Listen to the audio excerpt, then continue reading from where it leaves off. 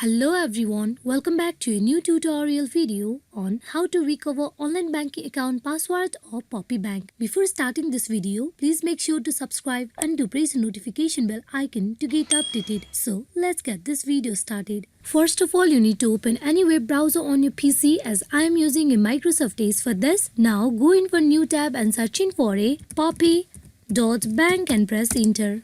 At the official webpage of Poppy.Bank, you can see the option of login on top left corner. You click on it. Now here you need to provide your login name and password, then click on continue where you will get directly logged into your online banking account of Poppy.Bank. As we are going to recover our username and password, we need to click on the link given below, that is forgot username.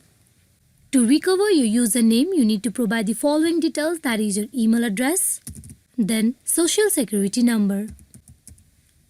After you provide both the details, you need to click on request username where you need to follow the further instruction that has been provided. Then you will be able to recover your username. Similarly, in the password, you need to click on the link given, that is forgot password. To recover your password, you need to provide the following details, that is your username. Then you go in for providing your email address.